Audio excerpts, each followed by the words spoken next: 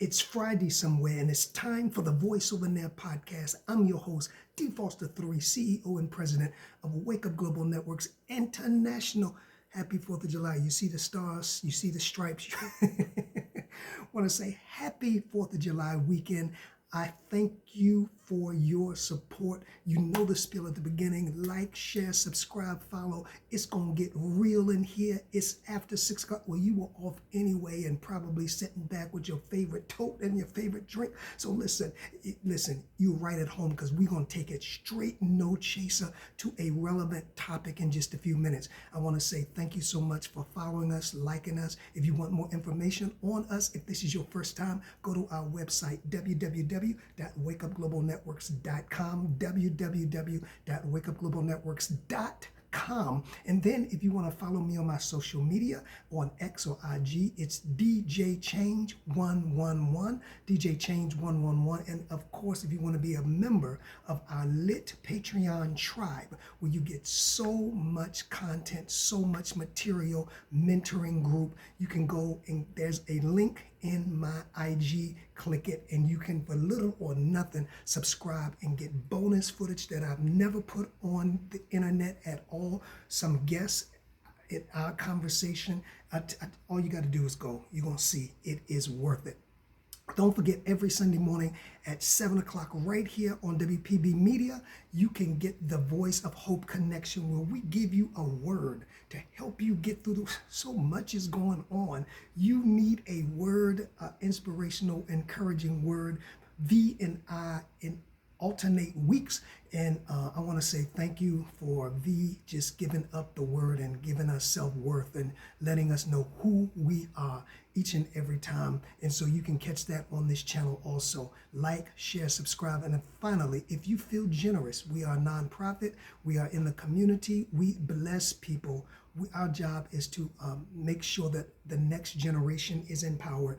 You can sow a generous seed gift if you're being helped by the content of this show, and only if you're being helped by the content of this show. I want you to like, I want you to subscribe, I want you to hit the notification bell, push this content up, push this channel up in the algorithms so that the algorithms know that you want more conscious content. I always say conscious content. And that's what we need right now. Now, of course, you know, this week there was the Diddy verdict. And I vowed that I would stay away from this until all of the hype was gone. But I have to be honest, usually when things are hot topics like that and every content creator is jumping on the bandwagon, I stay far from it. I let the wind blow out of the sail, and then finally I lag behind to give my probably different approach and different perspective on what has taken place. But this time, I said, probably my perspective is so different. I wanted to give my faithful audience something to think about. See, I've always believed whatever is in the media, just simply believe the opposite. And so if you follow the Diddy trial, 7 weeks, it's been all appearing to be about parties, baby oil, Johnson & Johnson. Wonder how their stock is doing right now. I need to look that up. It's been about escorts. It's been about prostitution.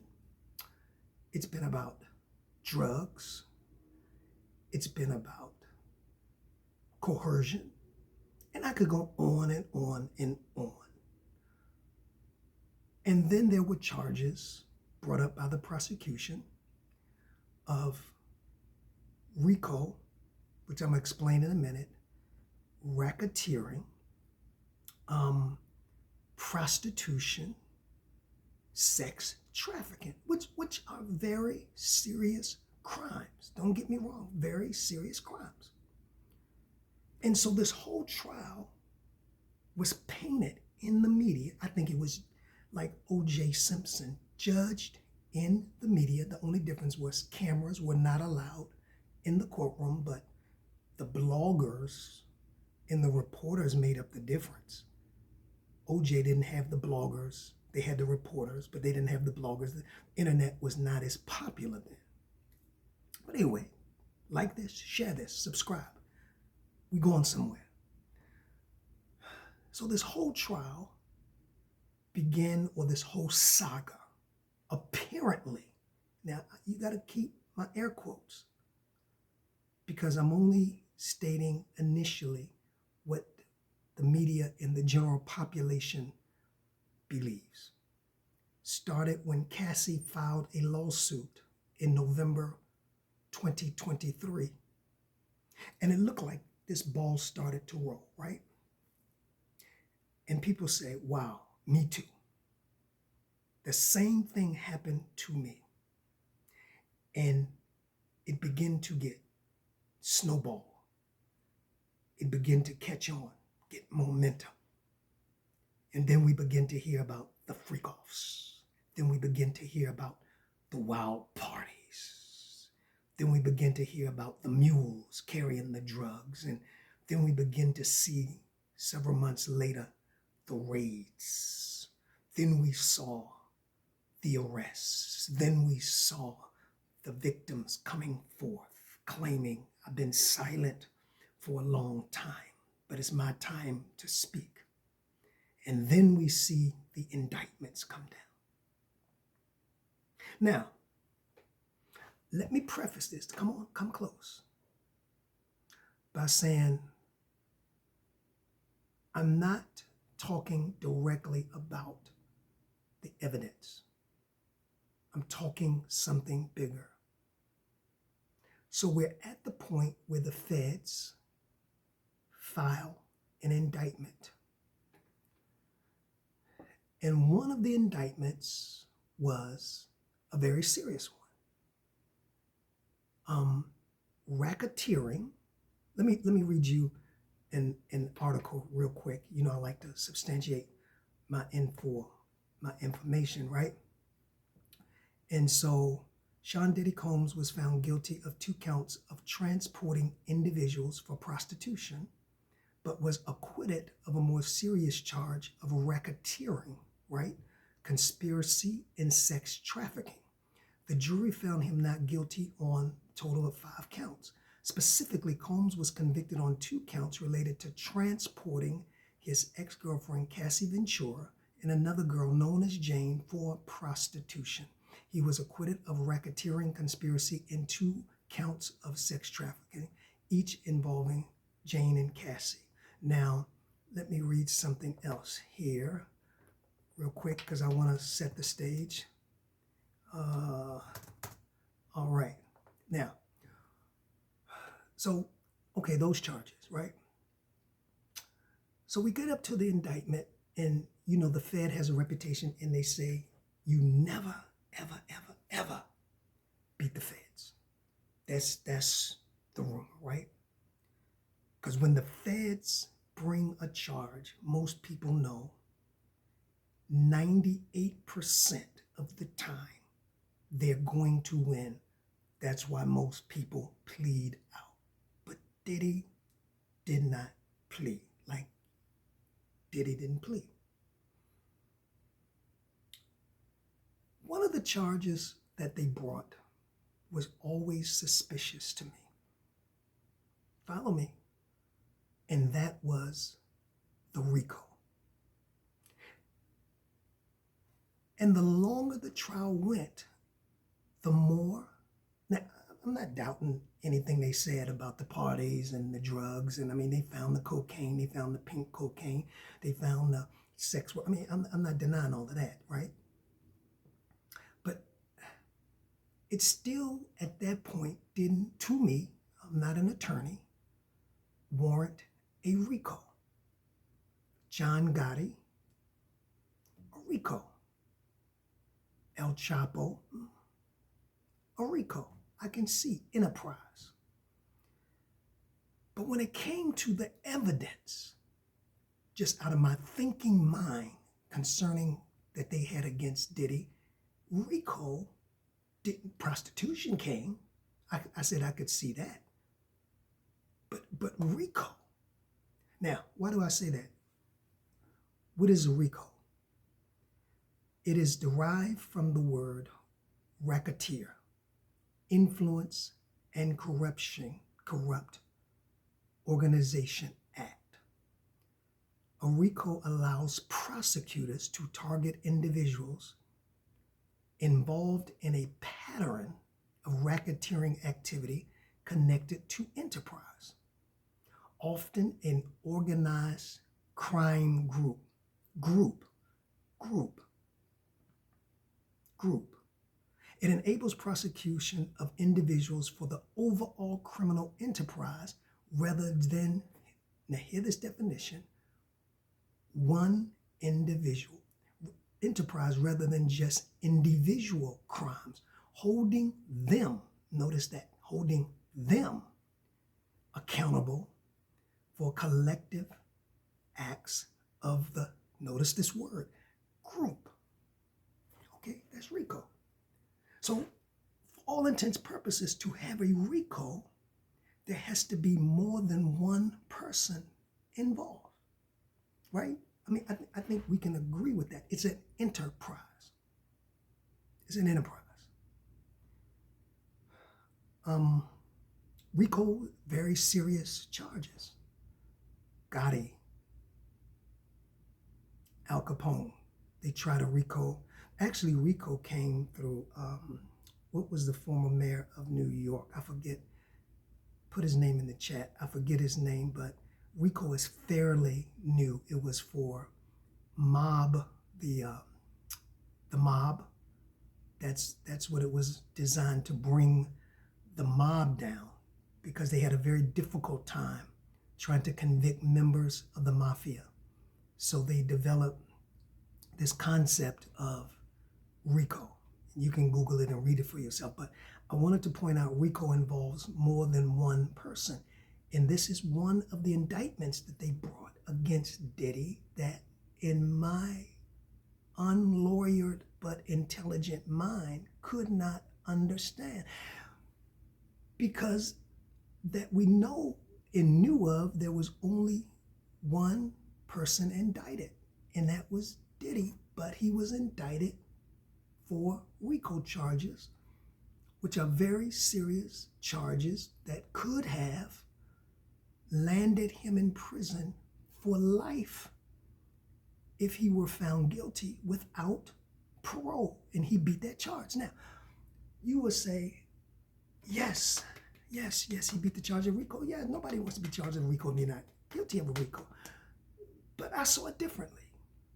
And that's what made me come on to address this so soon while he's still awaiting bail.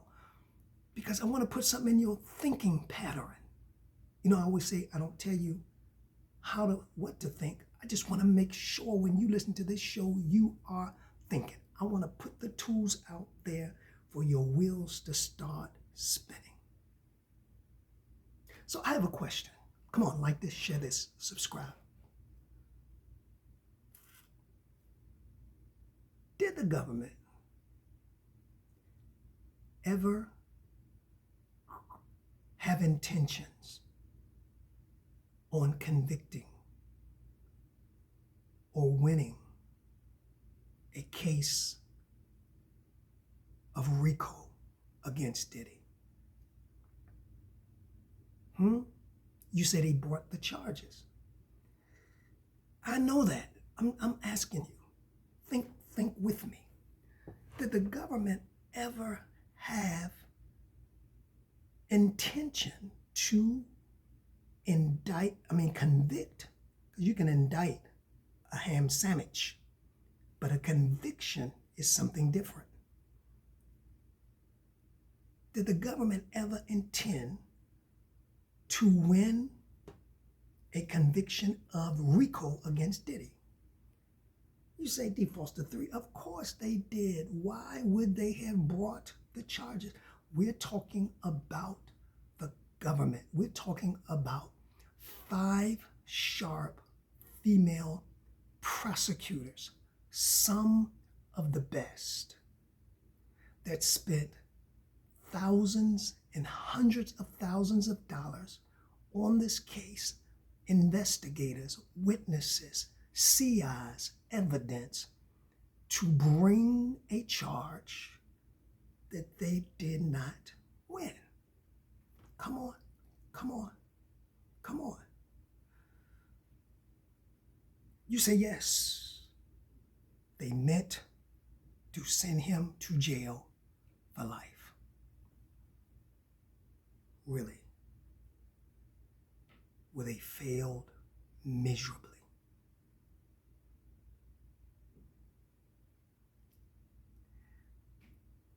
I take issue. I don't think the government meant to send him to jail for life. I don't believe they ever believed they could win a RICO when there were no other people indicted in this charge. You remember what I read? Let me read it again. A RICO allows prosecutors to target individuals involved in a pattern of racketeering activity connected to an enterprise. That means you got multiple people working, doing multiple jobs in an enterprise, often an organized crime group. Remember, this was set up to bring down the mafia. The whole idea of RICO did not exist before the attempt to bring down the mob. A group, organized crime. It enables the prosecution of individuals for the overall criminal enterprise rather than just individual crimes, holding them accountable for collective acts of the group. The problem is, and I substantiate that the government never wanted to convict him on RICO charges, because they never indicted anyone besides him. That defies the concept of the RICO. There was partying. He's abusive. Now, I'm not diminishing what he's done, but for the context of this here, what we're talking about is bigger than that. Did I put a title? It's bigger than that. That's the title of the show. It's bigger than that. It's bigger than the parties. It's bigger than the baby oils. It's bigger than the pink. People have parties, get high in hotels every day. Wall Street, down street, up street. And yet that was a focus. And I'm not belittling any of the abuse. I'm not belittling any of the manipulation. But I want to keep this in context. I'm dealing with this RICO. There were no other. Matter of fact, the defense didn't even call a witness. Puff didn't testify. There was only one person indicted in these charges, which leads me to believe they never meant to indict him on a RICO. Now, here's what I believe. You ready? This goes back to his suit, I believe, with Diageo, the liquor company he was working with. And I did some shows about that. And I did a podcast on that about a year ago when he was first, the lawsuit with Cassie. And I always will believe none of this would be happening if he didn't try to sue and threaten Bellagio, the company. And they had to humble him and show him that if you want to get in a wagging contest with us, we will show you our D, is bigger. Because if you go back and read Puff's suit against them, he claimed a lot of egregious things. Now, whether they were true or not, I don't understand. I don't know. Some of them were, but that's a whole nother show. But he threatened them. And he threatened to make their life miserable. You know how Puff does if he doesn't get his way. And he threatened this large, multi-billion-dollar organization. Follow me, which gives millions to the Democratic Party. Now, George Clooney is connected to Bellagio, was connected to Bellagio. He's connected to the Democratic Party. I want you to follow me. Just a thought. While everybody's trying to make it about baby oil and parties and sex and Ubers, and that happens every day. It's been happening, and I'm not saying everything is right. I'm just saying it's got to be bigger than that. And he filed a suit claiming that Bellagio racially discriminated against his brand, promoted white brands above his, and that he would make their life miserable if they didn't pay him the money. You know how Puff is. Now, I'm saying all of this. You can go look at this. This is old. I did shows on this. So then this stuff with Cassie comes up several months after his suit. And he dropped a portion of his suit. And then the ball begins. I don't think in the context that I'm speaking today, like this, but share this, put a copy of the link in your contacts. I don't think it was about a RICO. I don't think the government ever meant to bring a RICO charge. This is what I do think. I think three things. I think this more than baby oil, more than sex, more than cocaine, more than parties, more than abuse, and I'm not belittling any of that. I think this was bigger than that. It was political. You say defaults to three, political. I think this was political. I think Puffy met his match. I think the powers that be said it's time to humble the young man. Because the fact of the matter is, it was no secret in Hollywood about the parties, the cocaine, about the white parties, about the sex, about the men. That stuff had been happening for years. That stuff had been rumoring all through the 90s, all through 2000s. People knew about that in high places. Even he has pictures with Donald Trump. He has pictures with famous people. He has pictures with Epstein. Everybody knew, so it could not have been about what the media wants us to think it was about. It was bigger than that. And I'm going to do a part 2 on the bigger part. Puff, you want to wag your D? You want to threaten us? We will use our political power. Watch this. To do 3 things. And I believe this is what this was about. To humble you.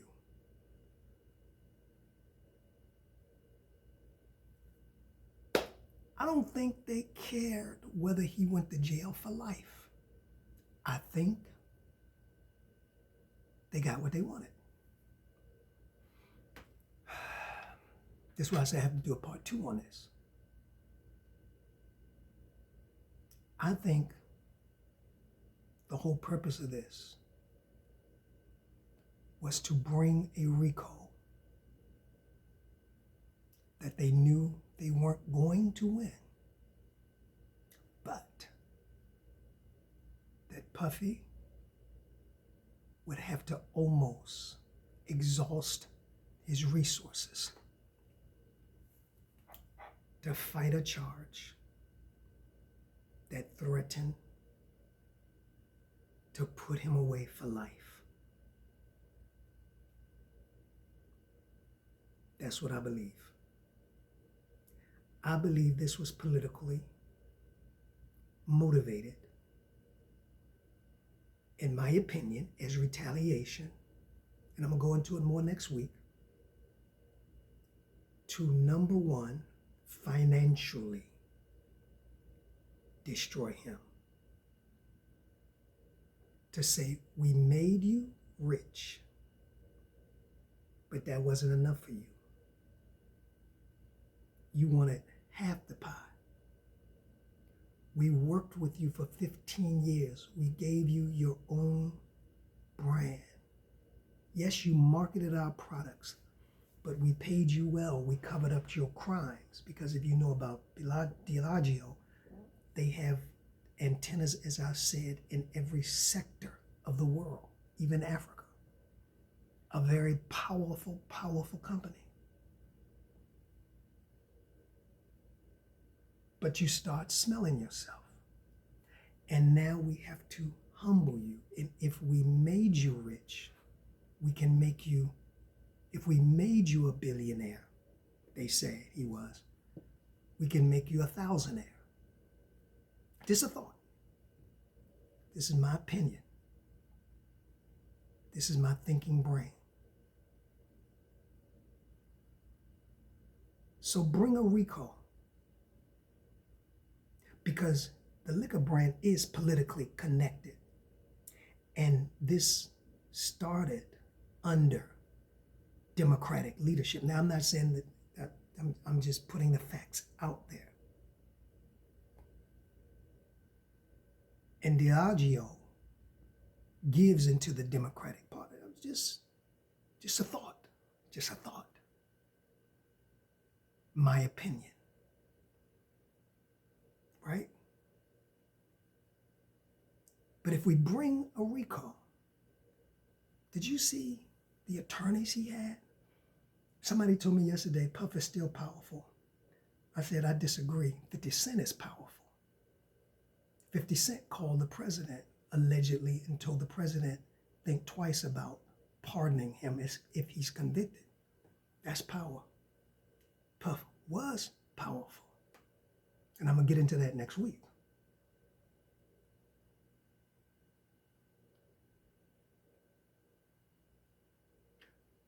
It is alleged that he spent, which I think was the plan more than the RICO charge, between $10 and $30 million. Now, you may say that's not a lot of money, but did you see his, hold on 1 second. That's what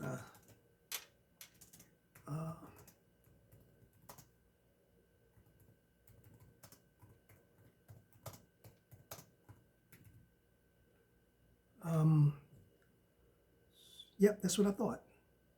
8 figures or more than 10 million, according to Vulture.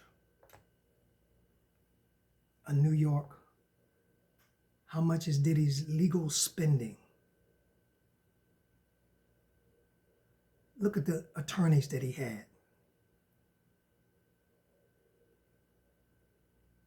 Mark Agifilio. I can't say all of these names correct. Tanny Garagos. Brian Steele, the young thug lawyer. And they brought him in at the last minute. And it is assumed that he spent, a top lawyer can run between $1,600 an hour with support, while lower profile lawyers may cost $700 to $1,000 per each hour. That's not including their investigators. So he spent, and for whoever, between $10 $130 million so far. The government seized his property, right? I think he still has a house in Florida. I expect from the Vulture Diddy to spend 8 figures or more than $10 million on defense fees when it's said and done. Top-tier criminal defense attorneys in complex federal cases charge retainers of $1 million or more. That's expected when his net worth was reportedly worth $1 billion. Now, I read all that because I like to back up my claim. I believe that was the purpose of the RICO. Number one, to put a dent in his financial worth. Because remember, he tried to initially sue Bellagio, the liquor company, for $1 billion. They said, you want to wag your D and sue us? We'll humble you financially. Now, I believe there were some other reasons, but that's the first one I want to start with. So, in my opinion, they never meant to to charge him with RICO. They knew they could not charge him. I believe it was a strategy of the government. The feds are not dumb. They usually don't bring cases they can't win. Even I, in my unattorneyed self, but intelligent mind, looked at this and say, where are they going to get RICO out of this? And I waited and I waited. And they put some stuff together. But the jury, obviously, like me, didn't buy it. But I saw through that it was bigger than that. It was time for the young man to realize his place. And if we made you, we will break you. Stay in your place. Like, share, subscribe. I want to hear from you. My email is thevoiceovertheglobe@gmail.com. Next week, part 2. It's bigger than that. Remember, my job is to not to tell you what to think, but to just put it out there to make sure you think for yourself and not allow blogs, social media, or the media to think for you. Have a great 4th of July, and I'm looking forward to seeing you on Sunday, the Voice of Hope Connection. Until next week, this is D. Foster 3 saying, you have a voice. Keep lifting it. Peace.